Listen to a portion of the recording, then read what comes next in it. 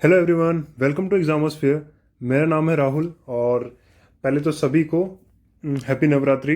जितने भी लोग वीडियो देख रहे हैं, आई होप सबकी फैमिली में बहुत सारी ढेर सारी खुशियाँ हैं और सबका ये जो नवरात्रि हमारा फेस्टिवल होता है बहुत अच्छे से जाए।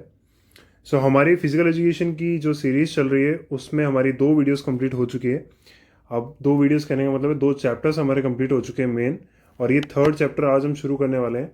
उससे पहले मैं बोलूँगा कि thank you so much for the response. जितना भी आप लोग रिस्पांस कर रहे हो उसके लिए बहुत बहुत थैंक यू, क्योंकि यार तुम लोग रिस्पांस नहीं करोगे तो मतलब अच्छा रिस्पांस, थोड़ा बहुत तो रिस्पांस अगर नहीं आता तो मोटिवेशन भी नहीं आता वीडियो बनाने के लिए, राइट? सो इस तरीके से आप करो, थोड़ा थोड़ा मोटिवेट और थोड़ा थोड़ा सपोर्ट करो ताकि हम और वीडियोस बनाएं जितना टाइम मिलता है उसमें निकाल के। ओके, सो आगे चलने से पहले प्लीज़ वीडियो को लाइक शेयर और सब्सक्राइब ज़रूर कर देना, ठीक है? क्योंकि हमने टारगेट रखा है 50 लाइक्स का इस वीडियो पे। सो जो अचीव करवा दोगे तुम बढ़िया सा तो बहुत अच्छी बात रहेगी, ठीक है? और सब्सक्राइबर्स हमारे थोड़े बढ़ रहे हैं तेज़ी से, सो उसको हेल्प करो थोड़ा सा 500 तक पहुंचाने में, ठीक है, जिसने भी नहीं किया है। सो हम स्टार्ट करते हैं वीडियो को। सो हमारा जो चैप्टर का नाम होने वाला है इस बार थर्ड चैप्टर का, वो है yoga as preventive measure for lifestyle disease. Mainly इसमें हम योगा के बारे में पढ़ने वाले हैं। अच्छा ठीक है, इस वीडियो को शुरू करने से पहले, मतलब सॉरी, चैप्टर में आगे बढ़ने से पहले, अगर किसी ने वो लिंक, मतलब किसी ने अगर पहले की वीडियोस नहीं देखी है तो ऊपर आ रही होगी लिंक, या तो इस पर क्लिक कर दो या तो आप नीचे डिस्क्रिप्शन में जाके देखोगे तो वहाँ पे प्लेलिस्ट मिल जाएगी आपको। तो वो प्लेलिस्ट के अंदर सारी वीडियोस जितने भी चैप्टर की हैं वो वहाँ पे आपको एक साथ मिल जाएगी। ओके, ठीक है। इसके अलावा कोई डाउट वगैरह हो, कुछ भी हो तो कमेंट्स कर देना और वहीं पूछ लेना आपको जो भी फीडबैक देना हो। इसके अलावा एक और बात, बस एक लास्ट बात, कोई भी बैकग्राउंड में अगर आवाज़ आए तो प्लीज़ उसको थोड़ा इग्नोर मार देना, कुछ डिस्टर्बेंस आए। तो हम स्टार्ट करते हैं। सो देखो, सबसे पहले योगा क्या है हम इसमें ये पढ़ेंगे, और बेसिकली इंपॉर्टेंट चीज़ें बड़ी, मतलब इसमें सिंपल ही है। जो इंपॉर्टेंट चीज़ है वो काफ़ी सिंपल है, तो अगर आप एक बार थोड़ा सा देख लोगे तो आपको समझ में आ जाएगा, ठीक है? बाकी इसमें जो मुश्किल पार्ट है वो है एक बस योगा के आसन्स को थोड़ा सा रिमेंबर करना। वो एक बार आप करोगे प्रैक्टिस तो आ जाएगा आपको, ठीक है? सो हम स्टार्ट करते हैं वीडियो को। वीडियो में सबसे पहले हम देखेंगे इसमें इस चैप्टर में व्हाट इज़ योगा। ठीक है, देखो योगा क्या है पहले हमको ये पता होना चाहिए। देखो योगा एक तरीके से एक फिटनेस मीन है जो पुराने ज़माने के टाइम से चलता आ रहा है, ठीक है? और ये जनरली मेंटल और फिजिकली फिट रखने के लिए हेल्प करता था, ठीक है? एंशियंट टाइम से चला आ रहा है, इवन ऋग्वेदा के टाइम पीरियड उससे पहले भी, ठीक है, तब से चलता आ रहा है। इसका बेसिक सा जो वर्ड है वो होता है युज, ठीक है? युज इसका वर्ड है, जो संस्कृत वर्ड है युज उससे लिया गया है। युज का मतलब होता है टू जॉइन और टू यूनाइट, ठीक है? इसी तरीके से इसका ये जो वर्ड है योगा बन के आया है इधर से, संस्कृत वर्ड से ही, ठीक है? सो यहाँ पे लिखा हुआ है it is the oldest Indian way to dealing with the fitness, जो मैंने आपको बताया, ठीक है? सो इसका मीनिंग और एक्सप्लेन करना है तो ये कहा जाता है कि इसका मतलब ये, मतलब जनरली इसका जो डेफिनेशंस में कहा गया है कि ये आपको आपके इनर सेल्फ को डिवाइन सेल्फ से ज्वाइन करने में काम, मतलब हेल्प करता है, ठीक है? एक तो ये है। दूसरा आपकी बॉडी को फिट रखता है, ठीक है? जनरली इसकी जो रूट्स हैं वो इंडिया में है, देखो हमारे इंडिया से ही निकला है ये जनरली, ठीक है? यहीं से निकला है और थाउजेंड्स ईयर्स ऑफ अगो, मतलब तब से चला आ रहा है, ठीक है? इसके बाद आप देखोगे कि इसकी कोई डेफिनेशन या जो भी मेन अगर आपको कोई पूछे तो वो आपको कुछ एक दो पता होनी चाहिए। जैसे सबसे पहले है कि देखो, नॉर्मली मीनिंग में देखोगे तो yoga is a self identification and self perfection, ठीक है? इसके अलावा आप डेफिनेशन देखोगे किसी की, जैसे भगवत गीता में क्या डेफिनेशन दी है, उसमें दिया हुआ है कि योगा इज डिफाइंड एज समातवम योगा उच्यते, जिसका मतलब क्या है, yoga is balance and harmony of mind and body, ठीक है? और इसी में एक और है योगा कर्माशु कौशलम, ठीक है? उसका मतलब होता है yoga is skill in work, ठीक है? सो ये इसकी डेफिनेशन है जो आपको पता होनी चाहिए, ठीक है? इसके अलावा देखोगे एक बड़ी काम की जो डेफिनेशन है वो ये है, स्वामी दिगंबर जी ने दी हुई है, yoga is a union of आत्मा एंड परमात्मा, ठीक है? आत्मा मतलब आपका इनर सेल्फ, आपका सोल, और परमात्मा मतलब द गॉड, ठीक है? तो उसका यूनिफिकेशन जो होता है वही योगा है, ठीक है? इस तरीके से डिफाइन किया गया है, ठीक है? और देखो आगे देखो, dictionary meaning of yoga, it is a set of physical and mental exercises, ठीक है? इसमें मेडिटेटिव आसन्स भी होते हैं, रिलैक्सेटिव आसन्स भी होते हैं, ठीक है? और एक और होता है जिसको हम कहते हैं कल्चरल पोजेस। तो 3 तरह के आसन्स होते हैं, ठीक है? आई होप आपको ये समझ में आ गया हो। और बहुत सारे टाइप्स के मतलब हमारे योगा होते हैं, जैसे कर्म योग हो गया, जनाना योग हो गया, राजयोग हो गया, भक्ति योग हो गया, मंत्र योग हो गया, अष्टांग योग हो गया जो कि बहुत फेमस है, ठीक है? तो ये सब चीज़ें हैं जो योगा में आती है। और एक और चीज़ है कि इसका फादर ऑफ योगा किसको कहा जाता है? फादर ऑफ योगा कहा जाता है, ये कहा जाता है महर्षि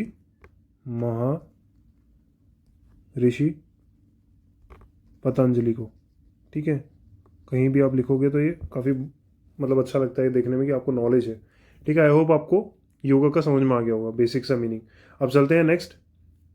ये है जो हमारे पूरे इस चैप्टर में मेन आपको कवर करना है। ठीक है, डिफरेंट पार्ट्स तो कवर देख लो। एक है आपका ओबेसिटी, ठीक है, एक है डायबिटीज़, अस्थमा, हाइपरटेंशन और बैक पेन। इन्हीं सारी चीज़ों में कौन कौन से आसन्स हैं जो हमें हेल्प करते हैं, उन्हीं के हम देखेंगे प्रोसीजर क्या है, बेनिफिट्स क्या है और कॉन्ट्रा इंडिकेशंस क्या है। ठीक है, एक एक करके हम देखेंगे। तो सबसे पहले चलते हैं ओबेसिटी पे। ठीक है, और ओबेसिटी पे आते हैं। ओबेसिटी का मतलब पहले देख लो भाई, सिंपल सा मतलब होता है ओबेसिटी का कि किसी की बॉडी में अगर फैट का जो लेवल है वो एक लिमिट से बढ़ जाना, लिमिट से ऊपर निकल जाना, दैट इज कॉल्ड ओबेसिटी। ठीक है, इसका मतलब मीनिंग्स अगर आपको देखना है, मतलब लाइन में मतलब वैसे चाहिए आपको, तो देखो, in which the amount of fat increases to extreme level. ठीक है, बॉडी के अंदर जो फैट का लेवल है वो एक्सट्रीम लेवल तक बढ़ जाना। ठीक है, इसके लिए जो एक बेसिक सी कैलकुलेशन या बेसिक सा फॉर्मूला जो कई बार आप देखोगे मेथड जो आता है निकल के, वो होता है बीएमआई। ठीक है, बीएमआई का मतलब क्या होता है? Body mass index. ये देखो, ये लिखा है यहाँ पे। ठीक है, बॉडी मास इंडेक्स, और इसका फॉर्मूला है ये इसका फॉर्मूला है वेट अपॉन में हाइट का स्क्वायर। वेट को लेते केजी में, हाइट को लेते हैं हम लोग मीटर में।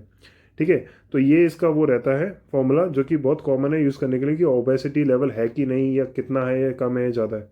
ठीक है, तो ओबेसिटी को डिफाइन इससे भी कर सकते हो कि the condition when an individual weighs 20% more than the ideal weight. जितना उसका वेट है उससे 20% ज़्यादा अगर उसका वेट है, आइडियल उसके अकॉर्डिंग जो आइडियल वेट होना चाहिए एक पर्सन का, लेकिन उससे उसका वेट 20% ज़्यादा है, तो भी उसको ओबेसिटी भी है।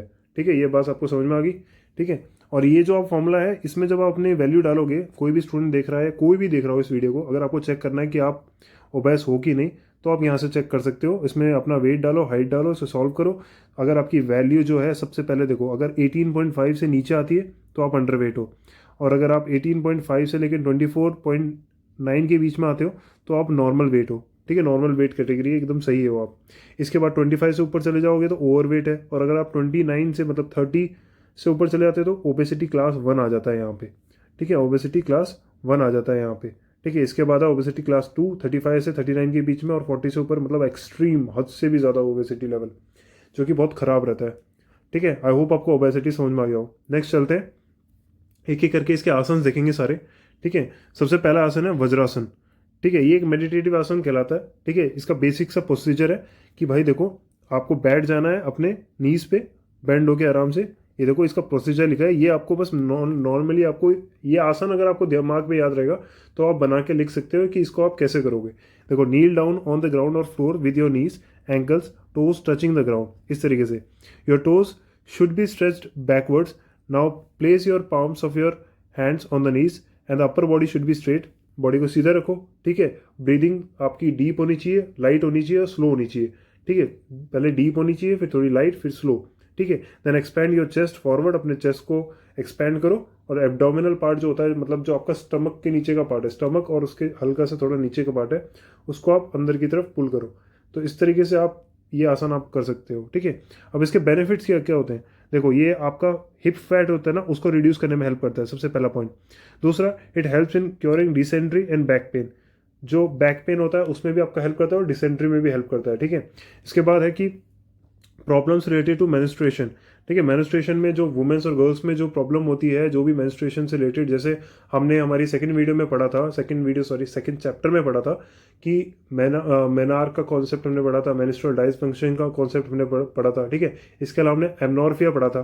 तो वो चैप्टर प्लीज़ पढ़ लेना, ताकि आपको अंडरस्टैंडिंग आ जाए कि गर्ल्स को कौन कौन सी प्रॉब्लम हो सकती है, मतलब होती है रिगार्डिंग मेंस्ट्रुएशन। ठीक है, सो इसकी जो ये जो मेंस्ट्रुएशन का जो प्रॉब्लम्स होती है, इससे रिलेटेड जो भी प्रॉब्लम्स होती है, उसको भी हेल्प करने में काफ़ी बढ़िया रहता है ये आसन। ठीक है, वज्रासन। इसके बाद ये आपके पैल्विक मसल्स को इंप्रूव करता है, स्ट्रेंथन करता है। पैल्विक मसल कौन सी होती है? जो आपके स्टमक से थोड़ा नीचे आओगे और आपके थाइस से थोड़ा ऊपर आओगे, तो वहाँ पे आपकी पैल्विक मसल्स पाई जाती है। ओके, उसके बाद है कि it removes postural defects. Postural defects आपके जितने भी है, जो हमने फर्स्ट चैप्टर में पढ़े थे, फर्स्ट चैप्टर में पढ़े थे, नहीं नहीं, हमने सेकंड चैप्टर में पढ़े थे पोस्चरल डिफेक्ट, जैसे नॉकनी हो गया आपके, है ना, राउंडेड शोल्डर्स हो गया। तो इस तरीके के जो पोस्चरल डिफेक्ट्स हैं उनको भी ये मतलब सॉल्व करने में या फिर कह सकते हो कि ठीक करने में हेल्प करता है। नेक्स्ट है, इट इज़ द बेस्ट आसन for people suffering from sciatica and sacral infections. Sciatica देखो, एक बॉडी में हमारे एक नर्व होती है, बहुत ही इंपॉर्टेंट नर्व होती है जिसे हम कहते हैं सियाटिक नर्व। ठीक है, वो हमारे पैर में जो हमारा लेग होता है उसमें शायद एंकल के आसपास से शुरू होती है और वो सीधा सीधा थाइस के थ्रू होते हुए हमारे बैक तक आती है। ठीक है, बैक के लोअर बैक तक आती है। ठीक है, सैक्रल वहाँ तक आती है। तो उसी नर्व को हम कहते हैं सियाटिक नर्व, और उसमें अगर पेन होने लगता है, उसमें अगर प्रॉब्लम क्रिएट होने लगती है तो उसको कहते हैं हम सियाटिका। ठीक है, तो सैक्रल इन्फेक्शन जितने भी होते हैं उसको हेल्प करने में मदद करता है ये आसन। इसके अलावा कॉन्स्टिपेशन हो गया, एसिडिटी हो गया, इसमें भी हेल्प करता है। ठीक है, आपके डाइजेस्टिव सिस्टम को है उसकी एफिशिएंसी को ठीक करता है। ठीक है, ये इसका प्रोसीजर बता दिया मैंने, ये इसके बेनिफिट्स बता दिए। ठीक है, दोनों मैंने बता दिया। तो ऐसे ही हम हर आसन का देखेंगे। इसके बाद चीज़ आती है कॉन्ट्राडिक्शन। कॉन्ट्राडिक्शन का मतलब क्या होता है? कॉन्ट्राडिक्शन का मतलब होता है कि जब भी कोई चीज़ को हमें परफॉर्म करना है तो क्या कंडीशंस है जिसमें वो उसको एडवाइजेबल नहीं दिया जाता। मतलब कहने का मतलब, it is not advisable to perform in case of what. ठीक है, तो कौन कौन सी सिचुएशन है जिसमें इसको परफॉर्म हमें नहीं करना चाहिए। जैसे मान लो, या person suffering from the joint pain should not perform vajrasana. अगर किसी को जॉइंट पेन ज़्यादा है तो उसको ये वज्रासन जो आसन है नहीं परफॉर्म करना चाहिए। ठीक है, इसके अलावा देखोगे, individuals who have any spinal column problem should not perform vajrasana. Spinal column जो आपकी पीछे की, जो आपके बैक की जो बोन्स होती है ना, स्पाइनल कॉलम होती है जो हमारी, उसमें अगर किसी को ज़्यादा प्रॉब्लम है तो उसको भी ये नहीं करना चाहिए, उसके लिए ठीक नहीं रहता। तो ये इसके कॉन्ट्रा इंडिकेशंस है। ये कॉन्ट्रा इंडिकेशंस डायरेक्ट क्वेश्चन आता है आपका एग्जाम में कि इस आसन का कॉन्ट्रा इंडिकेशन बताओ, प्रोसीजर बताओ, बेनिफिट बताओ। ठीक है, ये आपको समझ में आ गया? तो इसी तरीके आपको सारे आसन को पढ़ना है। अब चलते हैं हम नेक्स्ट आसन पे, पद हस्तासन। ठीक है, इस आसन में देखो, आप फोटो से समझ जाओगे कि इस आसन को कैसे करना है। ये आपने बड़ा नॉर्मल है, ये आपने सभी ने किया होगा, मुझे जहाँ तक लगता है सभी ने किया होगा। ठीक है, क्योंकि स्कूल में भी हम एक्सरसाइज पे करते हैं इसे। तो इसी आसन का प्रोसीजर क्या है वो मैंने यहाँ लिख दिया है। ठीक है, देखो, bend forward until the finger और palms of the hand touch the floor on either side of the feet. ठीक है, आपको नीचे बैंड हो जाना है, हाथ या फिर आपके फिंगर्स को नीचे टच करना है स्ट्रेट जितना हो सके, और आपका जो हेड है वो ट्राई करना है आपको नीज पे टच करने का, या फिर नीज के बीच में जो स्पेस होता है उसके बीच में लाने का। ठीक है, सो इसी तरीके से आपको इसको परफॉर्म करना है। ये इसका प्रोसीजर मैंने यहाँ पे बता दिया। ठीक है, नेक्स्ट है बेनिफिट क्या क्या होते हैं। देखो, ये बॉडी को बहुत फ्लेक्सिबल बनाता है, सबसे इंपॉर्टेंट। ठीक है, ये आपके बैक को और लेग मसल्स को स्ट्रेच कर देता है। ठीक है, it also helps to eliminate excess belly fat. ये बेली फैट को भी कम करता है। ठीक है, इसके बाद देखोगे आप, it makes the spine flexible and turns the nerves. ठीक है, टोन्स द नर्व्स। ठीक है, तो स्पाइन को भी फ्लेक्सिबल बनाता है और नर्व्स को काफ़ी अच्छा टोन कर देता है। ठीक है, इट इम्प्रूव्स ब्लड सर्कुलेशन भी ठीक कर देता है आपका। ठीक है, इसके काउंटर इंडिकेशंस क्या है, क्या क्या है? देखो, जिसको बैक पेन है, वही बैक पेन वाली बात है, अगर किसी को एक्सेस बैक पेन है उसको ये नहीं करना चाहिए। ठीक है, इसके बाद देखोगे, at least they should not have bend forward fully. उसको मतलब थोड़ा बहुत करना चाहिए, पूरा नहीं करना चाहिए। ठीक है, अगर कर भी रहा है तो। उसके बाद they can bend themselves only as far as comfortable. जितना वो कर पाए उतना ही करना चाहिए। ठीक है, आई होप ये क्लियर हो गया हो। ठीक है, इस तरीके से हम सारे आसन देखेंगे। ये अभी कौन से आसन चल रहे हैं? ओबेसिटी के चल रहे हैं। ठीक है, नेक्स्ट, ऊर्ध्व हस्तासन। ठीक है, अब ये आसन देखो, बड़ा सिंपल सा है, सबसे सिंपल आसन में से एक ये है कि आप सीधे एकदम स्ट्रेट फॉरवर्ड खड़े रहते हो, हाथ को अपने ईयर से थोड़ा सा डिस्टेंस बना के स्ट्रेट फॉरवर्ड रखते हो। ये दिख रहे हो आप यहाँ पे? ठीक है, इस तरीके से आप हाथ को फॉरवर्ड करते हो और आप ट्राई करते हो कि आप थोड़ा सा ऊपर की तरफ गेज करो। ठीक है, ऊपर की तरफ आप थोड़ा सा देखो। ठीक है, आप स्ट्रेच करते हो बॉडी को। ठीक है, ये इसका प्रोसीजर जो भी है ये यहाँ पे मैंने लिख दिया है, आप थोड़ा सा देख लेना। वही रीडिंग है, कैसे करना है। खड़े होना है पहले, फिर सीधे हैंड्स को ऊपर ले जाना है, फिर थोड़ा सा ऊपर की तरफ देखना है, फिर बॉडी को स्ट्रेच करना है। आपको एंकल को ऊपर नहीं करना है, यहाँ पे वो ताड़ासन अलग होता है। ठीक है, बेनिफिट्स देखो इसके, it gives a belly a good stretch. जो आपका पेट होता है उसको एक अच्छा स्ट्रेच देता है। ठीक है, इट इम्प्रूव्स डाइजेशन। ठीक है, आपका डाइजेशन को इम्प्रूव करता है। ठीक है, it gives the armpits and the shoulders a good stretch. ठीक है, स्ट्रेस और एंग्जाइटी को में थोड़ा रिलीव आता है। ठीक है, बॉडी पोस्चर ठीक करता है, जो लंग्स की कैपेसिटी है उनको बढ़ाता है। ठीक है, ब्लड सर्कुलेशन बढ़ाता है, सियाटिका को भी ईज करता है, वो मैंने आपको बता दिया। ठीक है, सो ये सारे पॉइंट्स हैं जो आपको ध्यान में रखने हैं। कॉन्ट्रा इंडिकेशन क्या है इसके, वो भी देख लो। इन केस ऑफ शोल्डर और neck injuries, in case of shoulder और नेक इंजरीज और एक्सपीरियंसेस डिजीनेस, डिजीनेस का मतलब होता है कि थोड़ा सा ऐसे चक्कर सा आना है ना, वाइल स्टेयरिंग अपवर्ड्स, ठीक है, दिस आसन शुड बी अवॉइडेड। अगर ऐसी दिक्कत है शोल्डर नेक वगैरह में, या फिर आपको थोड़ी डिजीनेस हो रही है, तो आपको इसको थोड़ा सा अवॉइड करना चाहिए, ठीक है। ये हो गया तीसरा आसन। नेक्स्ट है फोर्थ, त्रिकोण आसना। त्रिकोण आसना, ये देखो आपको, ये आपने बहुत बार किया होगा। ये इसका जो कैसे करना है उसकी फ़ोटो से आपको समझ जाओगे कि इस तरीके से इसको करते हैं। तो इसका प्रोसीजर मैंने वही एक्सप्लेन करके लिखा है। First of all stand with your legs apart, पैर को दूर करके खड़ा होंगे। फिर एक आर्म आपका नीचे जाएगा, दूसरा अपोजिट आप ऊपर की तरफ जाएगा, आप ऊपर की तरफ फेस करते हो इसमें, ठीक है। तो ये हो गया आपका प्रोसीजर।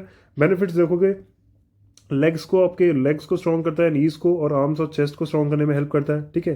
आपके डाइजेशन को बढ़ाता है, एब्डोमिनल ऑर्गन्स को स्टिमुलेट करता है अच्छे से, ठीक है। एब्डोमिनल ऑर्गन्स मतलब आपके जो स्टमक के अंदर जो जितने भी ऑर्गन्स हैं, जैसे लीवर हो गया आपका, स्मॉल इंटेस्टाइन हो गया, इसके अलावा आप देखोगे पेनक्रियाज हो गया, ठीक है। जो भी मतलब आपके स्टमक से रिलेटेड थोड़ा सा नीचे या फिर स्टमक के आसपास जितने भी ऑर्गन्स रहते हैं वो, ठीक है। ये स्ट्रेस को कम करता है, ठीक है। एंग्जाइटी कम करता है, बैक पेन कम करता है, सियाटिका मैंने बता दिया आपको, ठीक है। हाइट इंक्रीज करने में हेल्प करता है, और ये एक्सेस बॉडी वेट भी कम करता है, ओबेसिटी के देख ही रहे हैं हम, ठीक है।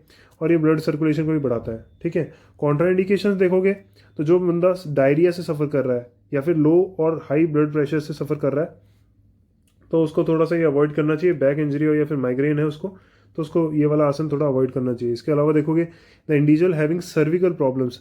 सर्विकल प्रॉब्लम्स क्या होता है कि हमारे बॉडी में जो पीछे जो हमारा बैकबोन है उसमें कई सारे हमारे बोन्स है जो डिस्ट्रीब्यूटेड है, ठीक है। तो वहीं पे अगर उन्हीं को हम कहते हैं सर्विकल प्रॉब्लम्स, ठीक है। तो उसको ये आसन उसको थोड़ा अवॉइड करना चाहिए, ठीक है। नेक्स्ट चलते हैं, हमारा नेक्स्ट है अर्ध मत्स्येंद्र आसन, ठीक है। अर्ध मत्स्येंद्र आसन, ठीक है। इस तरीके से इसे प्रोनाउंस करते हैं। अगर मैं गलत कर रहा हूँ थोड़ा बहुत भी, अगर तुम्हें गलत लग रहा हो सो तुम गूगल पे देख सकते हो, ठीक है। इसके बाद इसका प्रोसीजर देख लो, इसका फोटो देख लो, ताकि आपको पता चल जाए कैसे करते हैं इसको, ठीक है। इस तरीके से करते हैं इसको।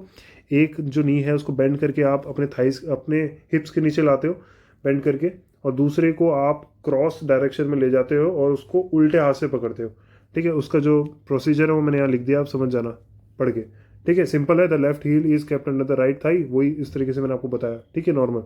बेनिफिट देखो, ये आपके गाल ब्लडर को और प्रोस्टेट ग्लैंड को हेल्दी रखता है, ठीक है। कई सारी ग्लैंड होती है, उसमें एक प्रोस्टेट ग्लैंड होती है, उसको हेल्दी रखता है।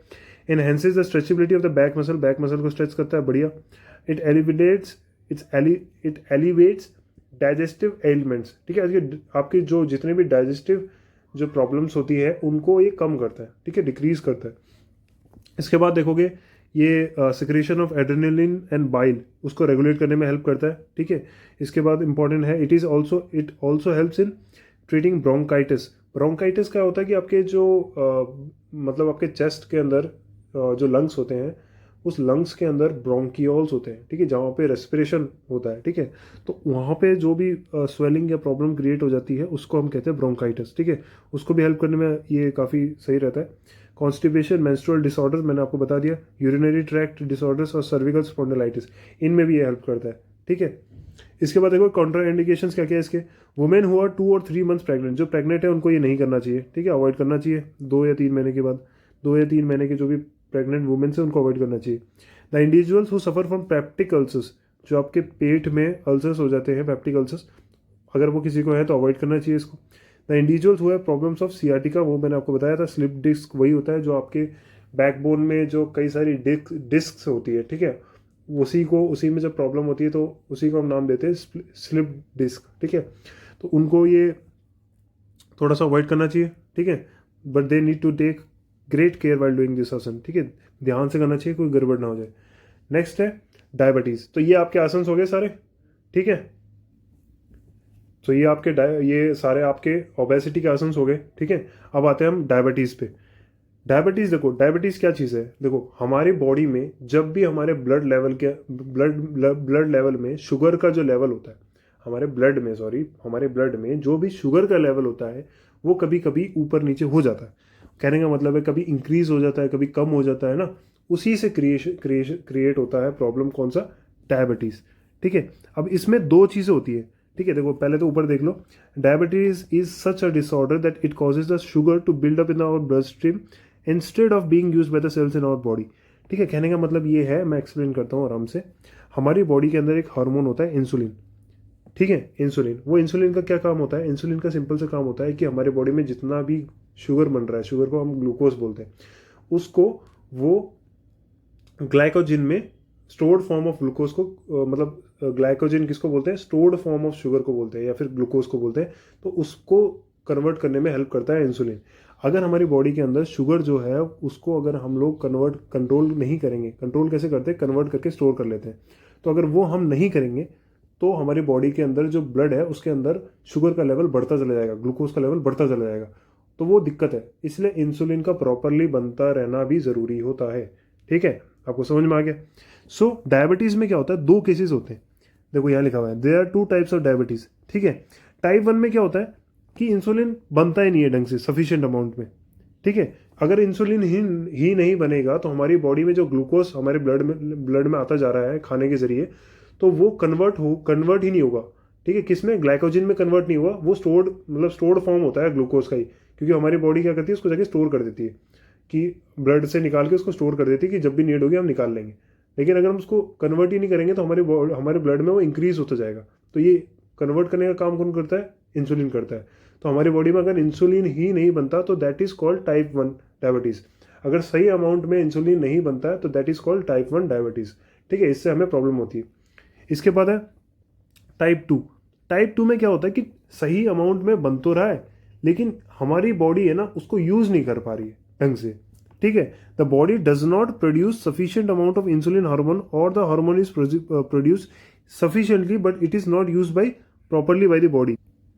ओके, सो फर्स्ट में मैंने बता दिया। सेकंड में ये है कि अगर बन रहा है तो वो ढंग से हमारी बॉडी उसको इस्तेमाल नहीं कर पा रही है। ठीक है, but it is not use properly by the body. ठीक है, यही होता है type 1 type 2 diabetes. I hope आपको समझ में आ गया हो। ये जो फोटो दिख रही है आपको, ये देखो, इसमें फोटोज में आपको समझ में आ जाएगा। देखो ये हमारा जो ब्लड है, देखो वेन जा रही है, जो हमारी आर्टरी जा रही है, इसमें ये ग्लूकोज लेवल है। देखो येलो येलो, ये जो है ये ग्लूकोज लेवल है। ठीक है, ये हमारा ब्लड है और इसके अंदर ये ग्लूकोज है। अब देखो हाई ब्लड ग्लूकोज क्या होता है? मतलब जिसमें जो हमारी शुगर लेवल है वो बढ़ जाता है। तो देखो जो येलो येलो सारे जो आपके दिख रहे हैं ग्लूकोज है, वो देखो कितने ज़्यादा बढ़ गए हैं यहाँ पे। ठीक है, देखो यहाँ पे कम से कम भी 4 to 5 टाइम्स ज़्यादा है। तो यही दिक्कत होती है डायबिटीज़ में। ठीक है, क्योंकि हमारे बॉडी का जो ग्लूकोज लेवल है वो कंट्रोल नहीं है, या फिर हमारी बॉडी जो इंसुलिन बना रही है ग्लूकोज लेवल को कंट्रोल करने के लिए वो ढंग से यूज़ नहीं कर पा रही है इंसुलिन को। ठीक है, for controlling the sugar level. I hope आपको समझ में आ गया हो डायबिटीज़। अब चलते हैं एक एक करके आसन पे। ठीक है, सबसे पहले है भुजंग आसन। ये बड़ा कॉमन सा है, इसका प्रोसीजर मैंने लेफ्ट साइड पे लिख दिया है यहाँ पे। ठीक है, देख लेना आप। और ये इसकी फ़ोटो है। इस तरीके से इसे परफॉर्म करते हैं। आप नीचे लाई कर लेते हो आराम से। ठीक है, नीचे की तरफ फेस करते हुए, और आप फिर अपने हैंड्स को स्ट्रेट फॉरवर्ड रखते हो ज़मीन पे और ऊपर की तरफ स्ट्रेच करते हो। जो हाथ रखते हो वो आप शोल्डर लेवल तक रखते हो। ठीक है, शोल्डर लेवल के पास रखते हो। तो इस तरीके से इसको परफॉर्म करते हैं। इसके बेनिफिट्स क्या हैं वो यहाँ देख लो। उससे पहले एक इंपॉर्टेंट बात कि भुजंग आसन को कोबरा पोज भी बोला जाता है। क्या बोला जाता है? Cobra pose. ये भी ध्यान रखना, स्नेक पोज या कोबरा पोज मेनली इसको बोलते हैं। क्वेश्चन आ जाता है आपके में 1 मार्क का कि dash asana is known as cobra pose, तो आपको ध्यान रखना है। ठीक है, अब इसके वो देख लेते हैं हम लोग, बेनिफिट्स देख लेते हैं। देखो ये मसल ऑफ हैंड्स को स्ट्रेंथन करता है। ठीक है, स्ट्रेंथ और एजिलिटी को प्रोवाइड करता है, आपकी स्ट्रेंथ और एजिलिटी इंक्रीज करता है। ठीक है, डिसऑर्डर्स जो है अपने यूरिनरी ब्लडर के जो डिसऑर्डर्स है उसको हेल्प करने में, मतलब ट्रीट करने में हेल्प करता है। इसके अलावा it cures the disease of livers में जो दिक्कत है उसको हेल्प करता है। ब्लड सर्कुलेशन बढ़ा देता है।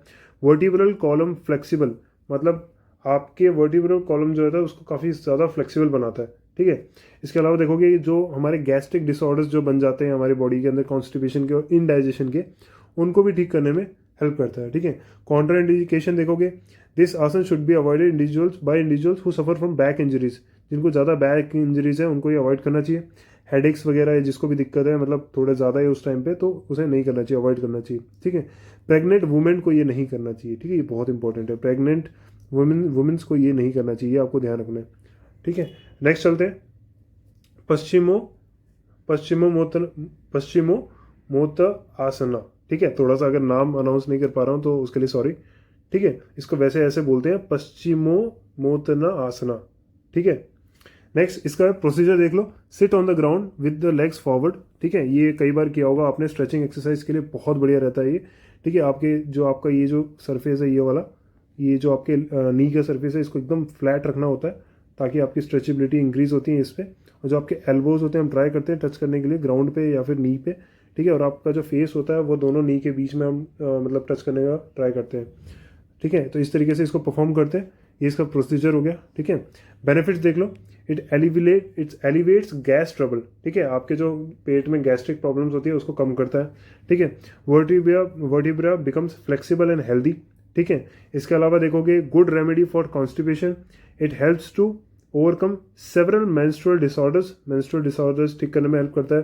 सियाटिका मैंने आपको बता दिया था, उसमें रिलीफ देता है। बैक एक एंड अस्थमा में रिलीफ देता है। इसके बाद देखोगे आप, इट रिड्यूसेस ओबेसिटी। ठीक है, और इसके बाद है it helps in treating abdominal diseases. It helps in curing skin diseases. तो इन सब में हेल्प करता है।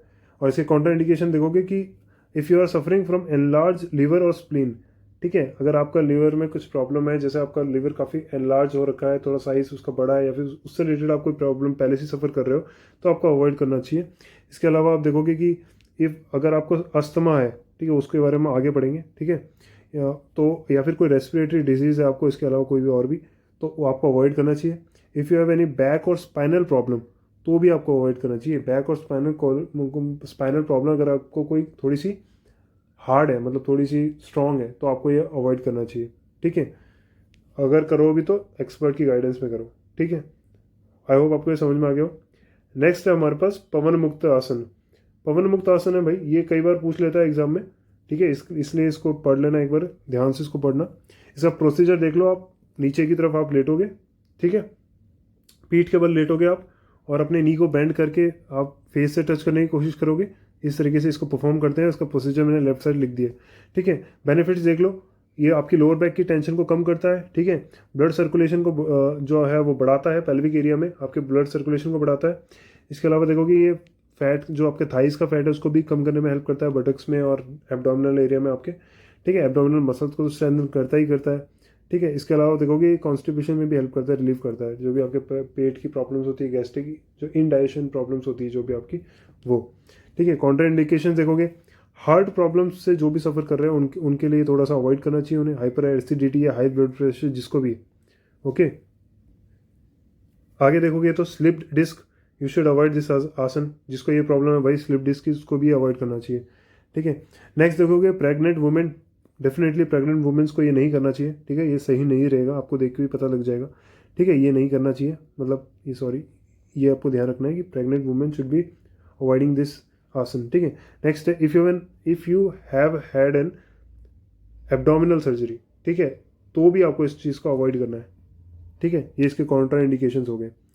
नेक्स्ट है अर्ध मत्स्येंद्र आसन। ये हम पहले ही कर चुके हैं। ठीक है, जो हमने ओबेसिटी में किया था वही आसन डायबिटीज़ में भी काम आता है। ठीक है, तो ये हम पहले कर चुके हैं, इसलिए इसको नहीं करेंगे। नेक्स्ट चलता है अस्थमा। अब हमारे पास आ गया अस्थमा। ठीक है, देखो अस्थमा क्या होता है कि कुछ कुछ लोगों को ये डिजीज़ हो जाती है, और ये एक तरीके से एक रेस्पिरेटरी डिजीज़ है, या डिसऑर्डर कह सकते हो, रेस्पिरेटरी। लेकिन एक बात है कि जो अस्थमा होता है वो इनक्यूरेबल होता है। ठीक है, देखो यहाँ लिखा भी होगा, ये देखो यहाँ लिखो, क्यूरेबल नहीं है इतना ज़्यादा, ट्रीटेड इतनी जल्दी ट्रीट नहीं होता है ये। ठीक है, बहुत मुश्किल होता है इसको ट्रीट करना। ठीक है, लेकिन एक चीज़ है कि आप इसके सिम्टम्स को कंट्रोल कर सकते हो। ठीक है, ये देखो यहाँ लिखा हुआ है।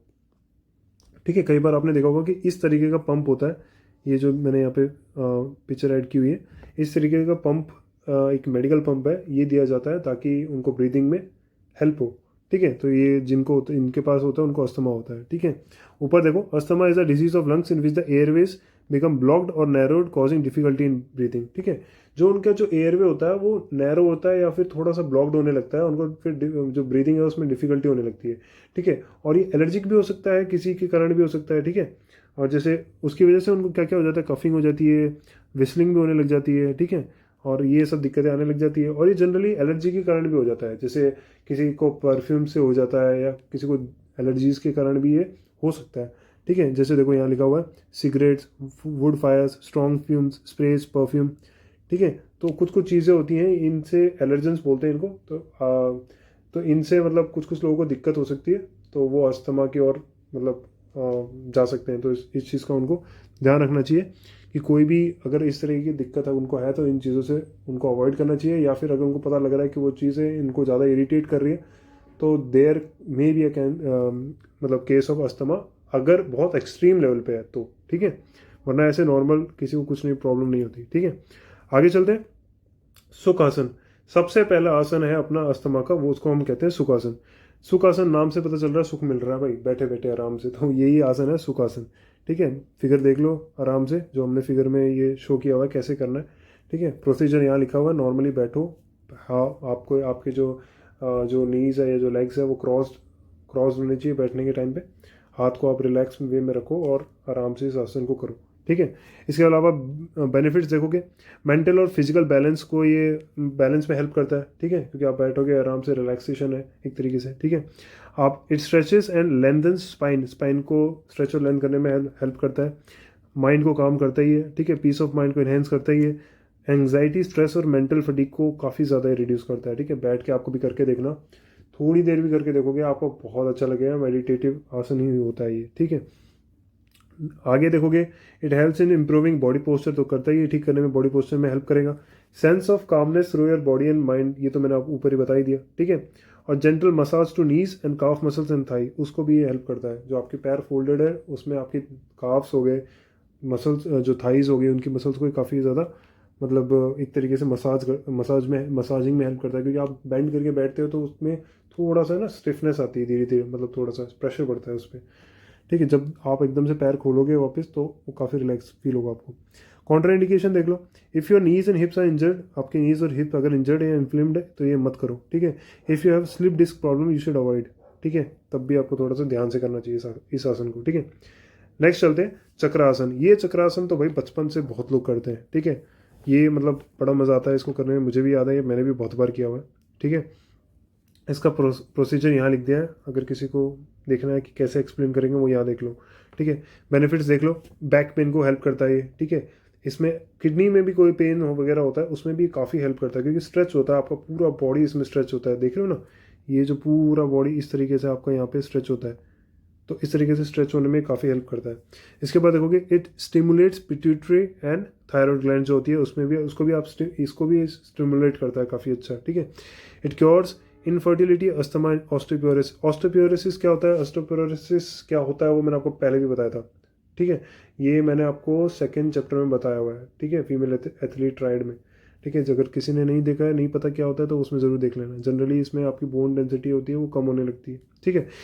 It gives relief from stress and reduce depression, definitely, ठीक है। स्ट्रेस और डिप्रेशन को कम करता है, ठीक है। तो ये सारी चीज़ें।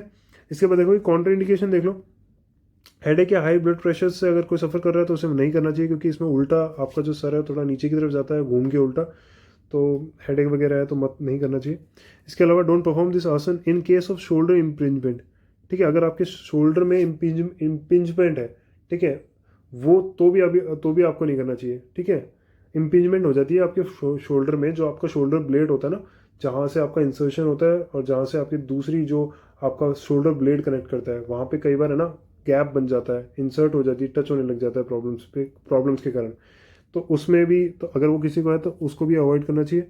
डू नॉट परफॉर्म दिस आसन if you have tendonitis in the wrist, ठीक है। अगर रिस्ट में आपके जो टेंडन्स है उसके अंदर अगर कुछ प्रॉब्लम है, जैसे स्वेलिंग हो गया, रेडनेस है या कुछ भी है, तो भी आपको अवॉइड करना चाहिए, क्योंकि आपका हाथ नीचे यहाँ पे बेस की तरह सपोर्ट करता है पूरा बॉडी को आर्क बनाने में, तो काफ़ी लोड पड़ता है। Individuals who suffer from serious spinal column वाले तो डेफिनेटली ध्यान दो भाई, क्योंकि इसमें यहाँ पे देखो बैक पे देखो पूरा जोर पड़ता है यहाँ पे, ठीक है। तो अगर कोई भी प्रॉब्लम है तो उसको नहीं करना चाहिए, ठीक है। आगे चलते हैं, गोमुखा आसन। ये भी कई बार आपने टीवी वगैरह पे देखोगा, ठीक है, किसी को करते हुए डेफिनेटली देखा होगा ये काफ़ी, ठीक है। आपके हाथ इसे पीछे से एक दूसरे से आगे क्रॉस हो रहे हैं, एक दूसरे को पकड़ रहे हो आप यहाँ पे आके, ठीक है। सो इसका प्रोसीजर मैंने यहाँ लिखा हुआ है, देख लेना, ठीक है। बेनिफिट देखो, it makes the leg muscle strong and elastic, ठीक है। लेग्स की मसल को स्ट्रॉन्ग और इलास्टिक मतलब स्ट्रॉन्ग बनाता है और काफ़ी इलास्टिक भी बनाता है। इसके अलावा देखोगे तो शोल्डर जॉइंट्स को हेल्दी रखता है, फ्लेक्सिबल बनाता है और स्ट्रॉन्ग भी रखता है, ठीक है। और लंग्स को आपके इंप्रूव करता है, उसकी फंक्शनिंग को इंप्रूव करता है, ठीक है। ब्रीदिंग के इसमें काफ़ी अच्छी एक्सरसाइज होती है, तो उसके कारण लंग्स काफ़ी बेनिफिट होते हैं इससे, ठीक है। और रेगुलर प्रैक्टिस ऑफ आसन helps in the treatment of sciatica, मैंने आपको बता दिया सियाटिका क्या है, वही है, उसमें भी ये हेल्प करता है। It improves the function of kidneys by stimulating, it thus helps the individual who suffer from diabetes, ठीक है, तो डायबिटीज़ में भी हेल्प करता है, ठीक है। इसके अलावा देखोगे it also reduces stress and anxiety, definitely it helps in staying fit and strong, तो ये सारे बेनिफिट्स हो गए। कॉन्ट्रा इंडिकेशन देख लोगे, the individual who suffer from shoulder knee और back pain should avoid this asana, जिसको शोल्डर या फिर नी और या फिर बैक पेन है, कुछ ज़्यादा प्रॉब्लम है, तो उसको ये आसन नहीं करना चाहिए, ठीक है। इसके अलावा देखोगे कि avoid this asana in case of any knee injury, कोई भी नी इंजरी है तब भी नहीं करना चाहिए, ठीक है। Avoid this asana in case of recent और क्रॉनिक नी और हिप इंजरी और इन्फ्लेमेशन, वही बता दिया आपको कि कोई अगर नी में अगर आपकी कोई या हिप में कोई खास प्रॉब्लम है तो प्लीज़ उसे अवॉइड करो इस आसन को करने से, ये इसका कॉन्ट्रा इंडिकेशन हो गया। नेक्स्ट चलते हैं पर्वत आसन, ठीक है, नाम से पता चल रहा है आपको, हाथ को कनेक्ट करके ऐसे पर्वत जैसा एक बनाते हैं हम लोग, पर्वत मतलब हिल होता है, हिल सबको पता है, ठीक है। सो इसका प्रोसीजर लिख दिया है यहाँ पे, नॉर्मली आपको बैठना है, पैर को फोल्ड करके और हाथ को ऊपर ले जाना है स्ट्रेच करते हुए। इसके बाद ओके बेनिफिट, ये आपकी हाइट को इंक्रीज करने में हेल्प करता है, सबसे बढ़िया भाई, स्ट्रेच करता है क्योंकि बॉडी को पूरा, एक्सेस फैट जो आपके है बैक में और वेस्ट में, उसको ये कम करने में हेल्प करता है, ठीक है। आप सोच रहे हो कि हम अस्थमा के पढ़ रहे हैं, तो अस्थमा के ही हैं ये, ठीक है, अस्थमा में तो डेफिनेटली ये लोग बड़ा रोल प्ले करते हैं। उसके बाद है it is extremely beneficial in case of asthma, देखो ये आ गया यहाँ पे, ठीक है। इसके बाद देखोगे it helps in reducing back pain, back pain में काफ़ी हेल्प करता है। Improve the function of spinal cord, gives release from tension in shoulder and back, ठीक है।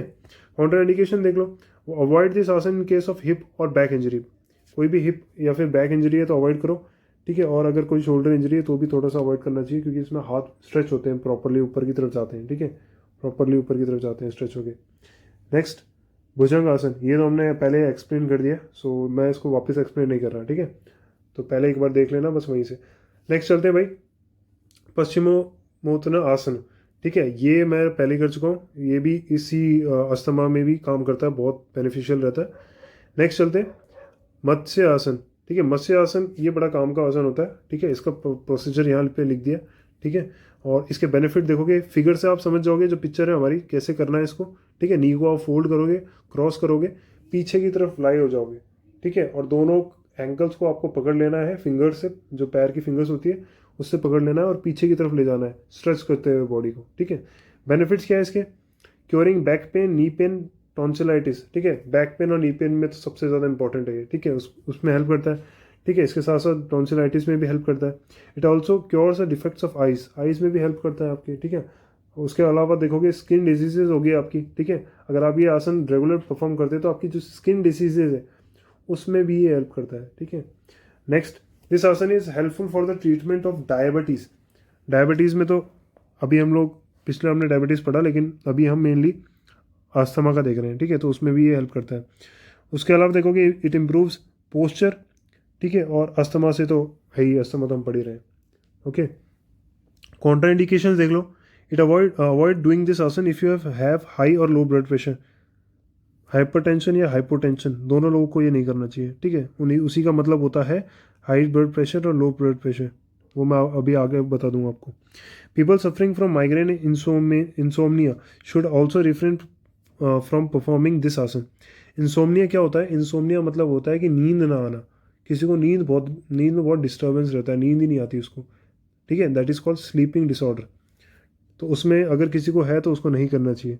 The individuals who have neck injury और लोअर बैक प्रॉब्लम्स, उसको भी ये नहीं करना चाहिए, ठीक है, नेक इंजरी हुआ या फिर लोअर बैक प्रॉब्लम्स हो गए। आगे चलते हैं कपालभाति, ठीक है। कपालभाति बहुत ही फेमस है और आपने सुना होगा, ठीक है, ये एक one of the types of pranayama होता है और भी हम पढ़ेंगे इसके अंदर। सो ये अस्थमा में काफ़ी हेल्प करता है, ठीक है। और कपालभाति में देखो होता क्या है, हम जनरली हमारी जो बैठने की पोजीशन होती है वो ये होती है, ठीक है। हम लोग क्या करते हैं कि हवा को इनहेल करते हैं थोड़ा सा धीरे से, और जब हम एक्सहेल करते हैं तो हम फोर्सफुली करते हैं, ठीक है, तो हम एब्डोमिनल से हम इसको थोड़ा सा पुश करते हैं फोर्स के साथ, ओके। देखो ऊपर लिखा हुआ है this involves forceful and fast diaphragmatic breathing, ठीक है, आई होप आपको समझ में आ गया हो, प्रोसीजर यहाँ पे लिखा हुआ है, ओके। बेनिफिट्स देखोगे तो आपके लंग्स को बहुत स्ट्रांग, उसकी कैपेसिटी को इंक्रीज करता है और उनको स्ट्रेंथन भी करता है, ठीक है। कपालभाति बहुत ही फेमस है और बहुत ही यूज़फुल रहता है। सो अगर आप ये करोगे रोज़ सुबह 15 मिनट 10 मिनट, तो मतलब 10 मिनट नहीं, कम से कम आप 5 मिनट भी कर लो तो भी बहुत यूज़फुल है। ओके, ये आपके इंसोमनिया के लिए भी हेल्पफुल रहता है, वो मैंने आपको बता दिया। अस्थमा के लिए तो हम देख ही रहे हैं। ओके, एंडोर्फिन्स लेवल्स को ये बढ़ा देता है। It increases endorphins which is a mood elevator. आपके कई सारे बॉडी में हार्मोन्स बनते हैं, उनमें से एंडोर्फिन जो एक हार्मोन टाइप के हार्मोन्स होते हैं जो आपके मूड को काफ़ी रिफ्रेशिंग करते हैं, आपके स्ट्रेस को कम करते हैं, ठीक है, आपकी पॉजिटिविटी को इंक्रीज करते हैं। तो उसमें ये हार्मोन्स को इंक्रीज करने में काफ़ी हेल्प करता है कपालभाति। ठीक है, डाइजेस्टिव सिस्टम्स में को इम्प्रूव करता है, रिड्यूसेस गैस्ट्रिक प्रॉब्लम्स जो होती हैं उसको भी ये क्या करता है, कम करता है गैस्ट्रिक प्रॉब्लम्स को। इसके अलावा और भी लिखा हुआ है कि it regularly practice helps in relieving gas, heartburn और कॉन्स्टिपेशन, वही ये चीज़ है। ठीक है, और कॉन्ट्रा इंडिकेशंस देख लो क्या है। प्रेग्नेंट वुमेन को नहीं करना चाहिए, अवॉइड करना चाहिए। ठीक है, इफ़ यू हैव अल्सर्स तो भी इस चीज़ को ध्यान से करना चाहिए, carefully. Okay, under an expert, ठीक है, और guide. If you are suffering from low back pain और स्लिप डिस्क तो भी आपको अवॉइड करना चाहिए। Kapalbhati should not be done if you have a weak digestive system. कभी कभी किसी को बहुत कभी कभी किसी का डाइजेस्टिव सिस्टम जो होता है काफ़ी कमज़ोर होता है, तो उसको भी थोड़ा सा अवॉइड करना चाहिए। ओके, सो ये हो गया हमारा कपालभाति। नेक्स्ट है हमारे पास अनुलोम विलोम। ये भी सुना होगा आप सभी ने, फोटो देख के समझ गए होगे आपको कैसे करना है। ओके, इसका प्रोसीजर यहाँ लिख दिया है मैंने, ढंग से लिखा है, कितने काउंट्स लेने कितने नहीं वो यहाँ पे लिखा हुआ है मैंने। ओके, इसको थोड़ा सा पढ़ोगे आप, फिर ये आपको समझ में आ जाएगा। मैं आपको सब कुछ नहीं समझा रहा हूँ क्योंकि वीडियो बहुत ज़्यादा लंबा बन जाएगा, तो वो हम दोनों के लिए ही ठीक नहीं है। ठीक है, क्योंकि हर एक चीज़ को अगर मैं पढ़ाऊँगा तो फिर वो आपके लिए टाइम कंज्यूमिंग भी हो जाता है। ओके, अनुलोम विलोम में आप जनरली ना, मतलब आप होल्ड नहीं करते ब्रीथ को, बस इतना ध्यान रखना।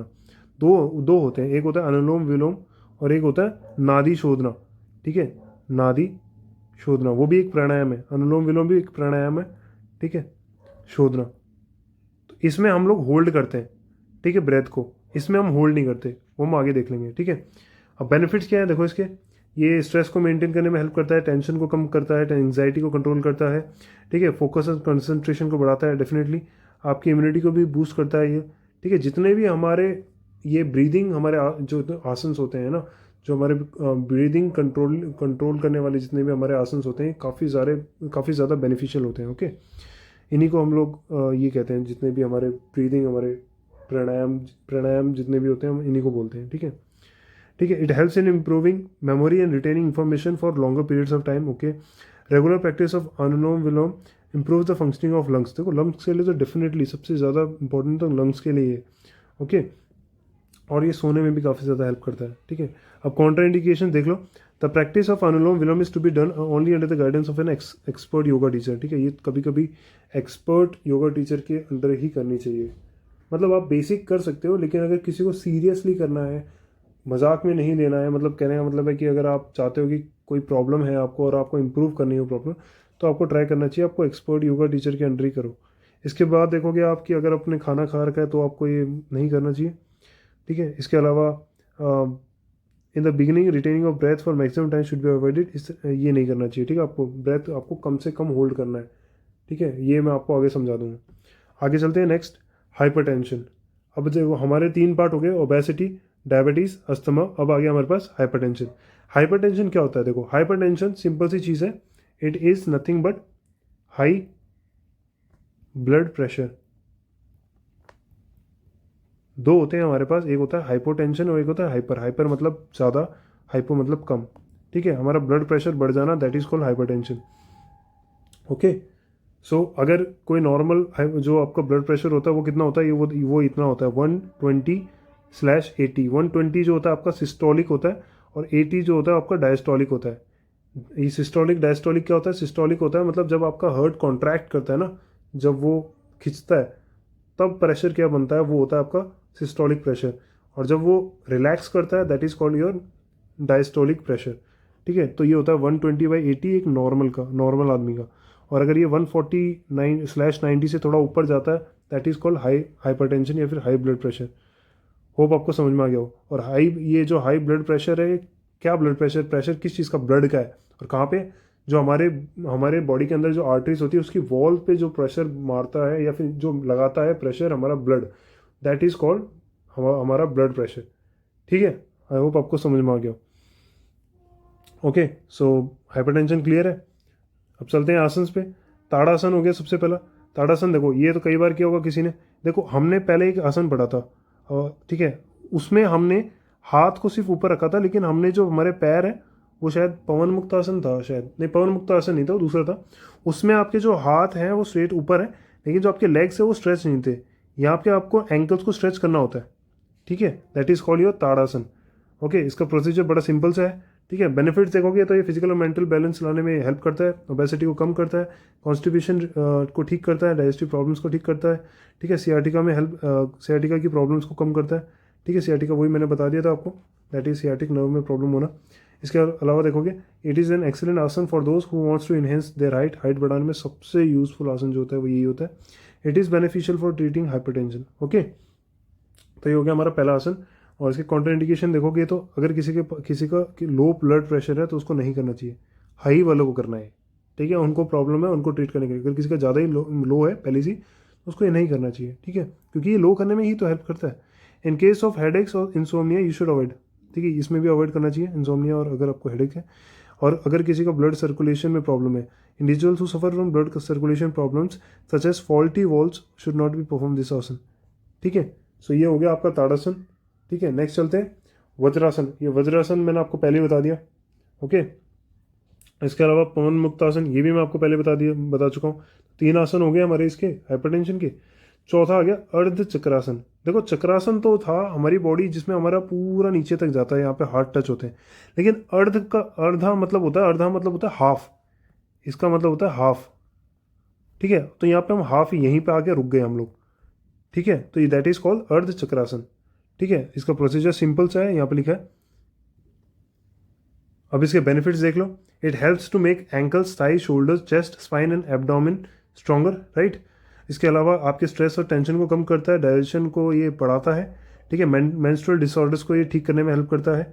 ठीक है, और आपके it cures pain in legs. Okay, reduces fat in the waist and thigh. आपके वेस्ट और थाई के अंदर जो फैट है उसको भी कम करता है। ओके, नेक और शोल्डर्स का स्ट्रेस जो होता है उसमें भी ये हेल्प करता है। ओके, और कॉन्ट्रा इंडिकेशन देखोगे आप इसके कि अगर किसी को माइग्रेन है, हेडेक है, लो ब्लड प्रेशर है तो उसको नहीं करना चाहिए, क्योंकि हम लोग हाइपर टेंशन के आसन कर रहे हैं। तो जिसको पहले से लो ब्लड प्रेशर है उसको नहीं करना है। उसके अलावा देखोगे अवॉइड डूइंग दिस आसन if you have peptic ulcer. ठीक है, पेट में अगर उसके अल्सर्स हो रखे हैं तो उसको नहीं करना चाहिए, क्योंकि जो स्टमक है यहाँ पे स्ट्रेच हो रहा है पूरा। Avoid this asana in case of hip और स्पाइनल प्रॉब्लम्स। ठीक है, सामने दिख रहा है, अगर हिप या फिर स्पाइनल प्रॉब्लम है उसको नहीं करना चाहिए, क्योंकि आप पीछे बेंड हो रहे हो। प्रेग्नेंट वुमेन को ये नहीं करना चाहिए। ठीक है, pregnant women should avoid doing this आसन, ये ध्यान रखना। नेक्स्ट चलते हैं भुजंग आसन। ये है 5वां आसन।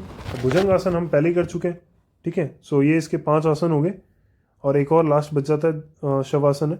शवासन देखो, शवासन जो होता है वो बड़ा सबसे, जो आपने ईजिएस्ट आसन सुना होगा मेरे हिसाब से आज तक, वो होगा शवासन।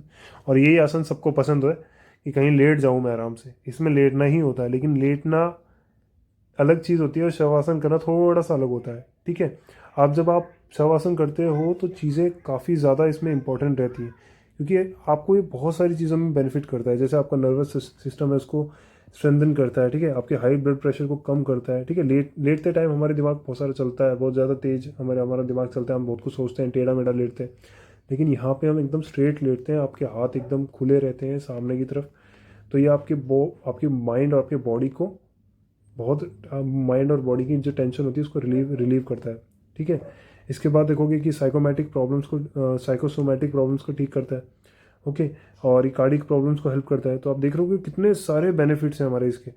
ठीक है, आसन बड़ा नॉर्मल सा है लेकिन बेनिफिट्स बहुत सारे, इसीलिए मैं कह रहा हूँ ये बहुत ज़्यादा इंपॉर्टेंट होता है।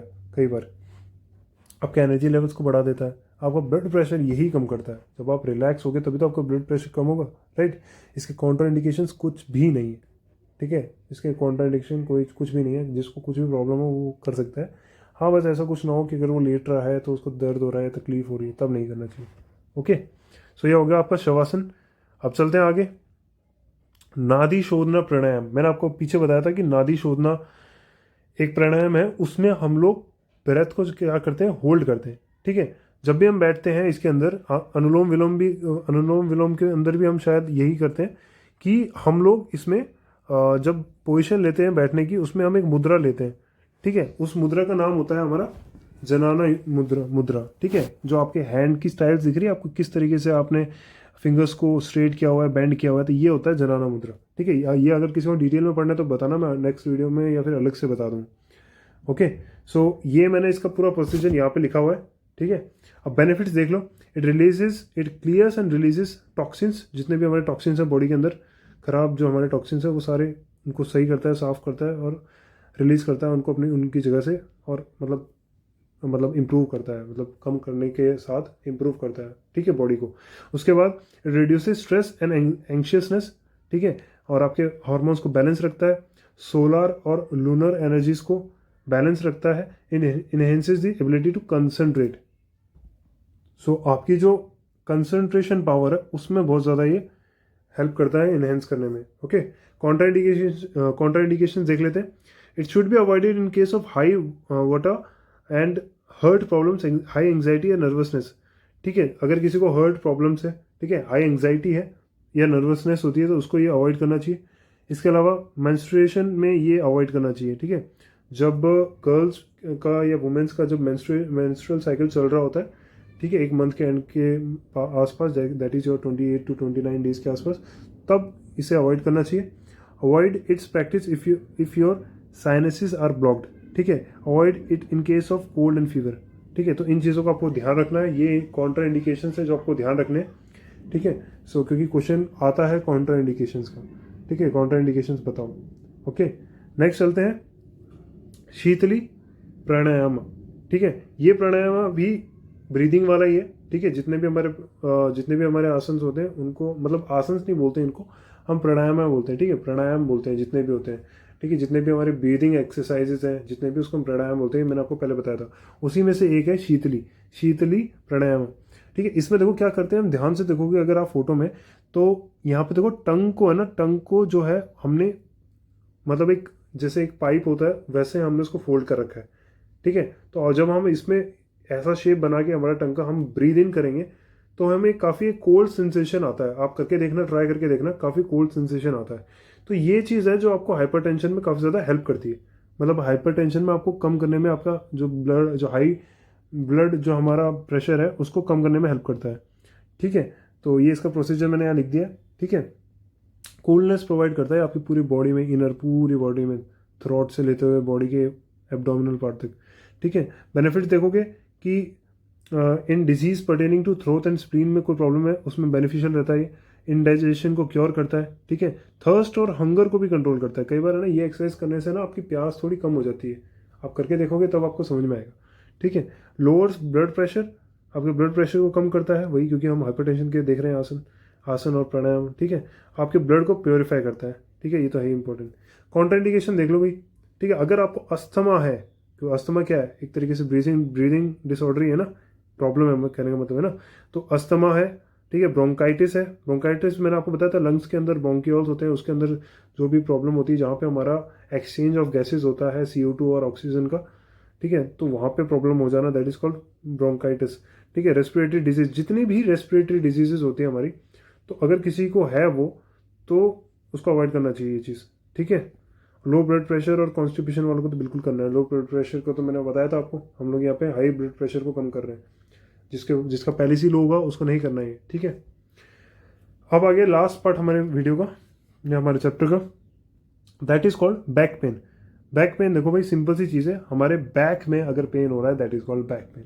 ठीक है, बड़ी सिंपल सी चीज़ है।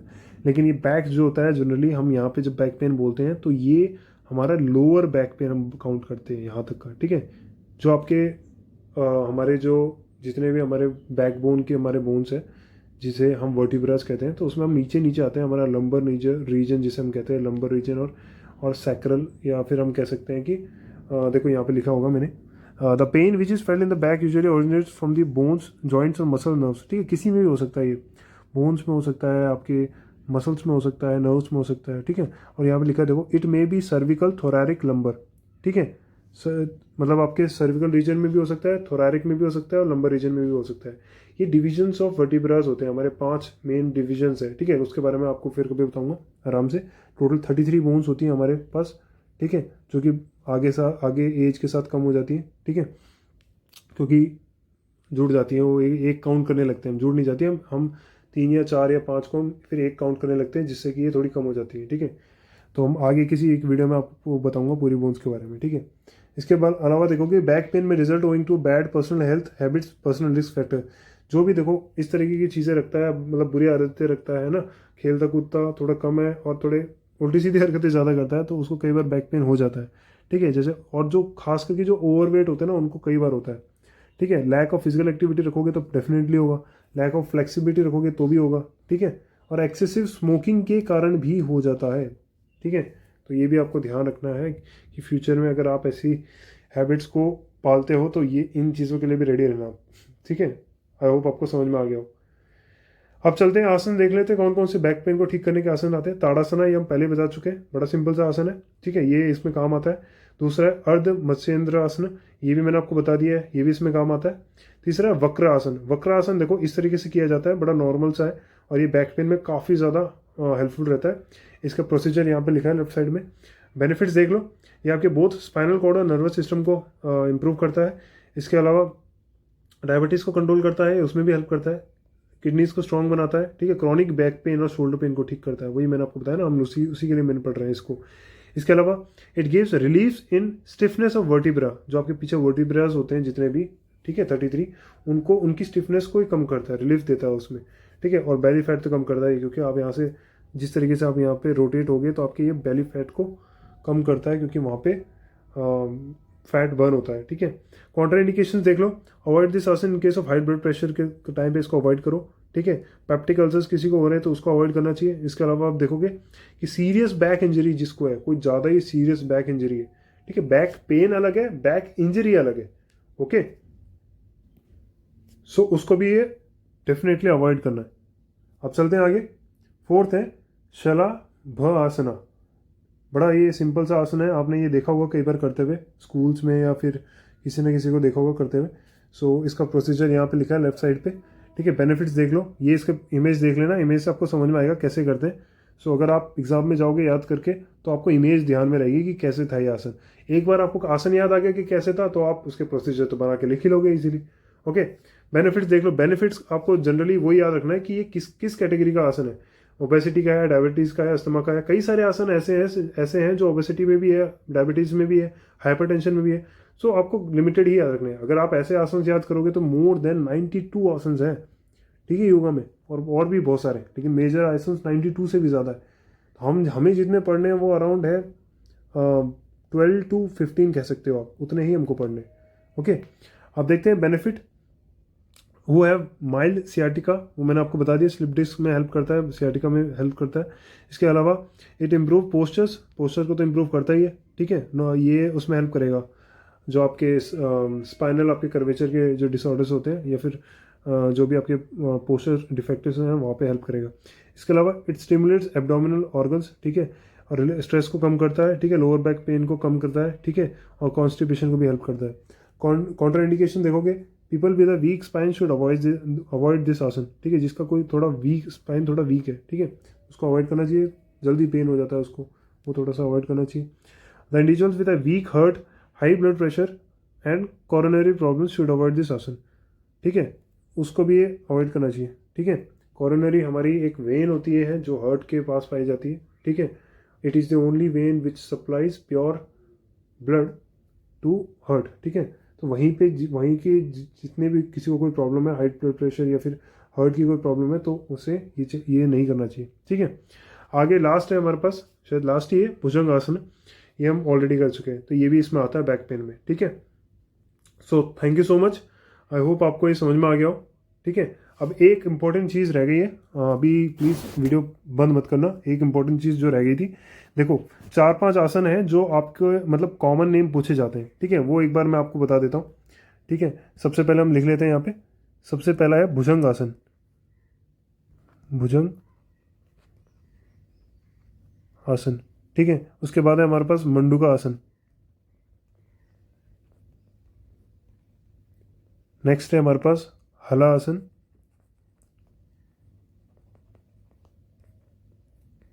उसके बाद है ताड़ासन।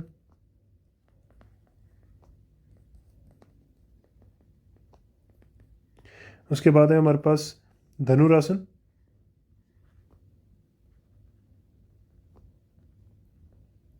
ये हो गया धनुरासन। और एक और लिख लो आप, अर्धा मत्स्येंद्र आसन।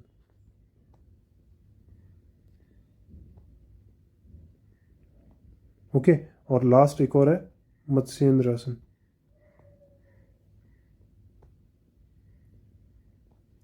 अब ये जितने भी है इनके ना कॉमन नेम पूछ लेता है कभी कभी, बड़ी इजीली कॉमन नेम पूछ लेता है, तो आपको ध्यान रखना है, मेन मेन यही है, ठीक है। आपको ध्यान रखना है भुजंग आसन को कॉमन नेम होता है कोबरा पोज, ठीक है। क्या होता है? Cobra pose. इसी को स्नेक पोज भी बोलते हैं, कोबरा पोज मेनली, इसको ध्यान रखना आपको, ठीक है। अगर आप इसका इमेज देखेंगे तो ध्यान से देखोगे कोबरा जैसा पोज ले रहे होते हैं हम जब आसन करते हैं ये। मंडूका आसन को कई बार फ्रॉग पोज भी बोला जाता है। क्या बोला जाता है? Frog pose. इसके अलावा देखोगे आप हलासन को हम प्लग पोज भी बोलते हैं, ठीक है। जैसे हमारे पास गांव में जो हल चलाते हैं ना, उसके जैसे शेप का होता है, इसलिए इसको प्लग पोज भी बोलते हैं, ठीक है। इसके बाद ताड़ासन को हम माउंटेन पोज भी बोलते हैं, ठीक है। माउंटेन पोज, ये ध्यान रखना आप। और धनुरासन को हम लोग कई बार बो पोज भी बोलते हैं, धनुर से आप नाम से समझ जाओगे, ठीक है। और मत्स्येंद्र आसन को आप फिश पोज बोलते हो, ठीक है। फिश पोज बोलते हैं हम इसको। और अर्धा मतलब क्या हो जाएगा? हाफ, तो that is called half fish pose कह सकते हो, ठीक है। सो इस तरीके के ये इंपॉर्टेंट है। सो आई होप आपको ये सारे काम के लगे हो, ठीक है। ये ध्यान में रखना, ये कई बार आ जाता है, ठीक है।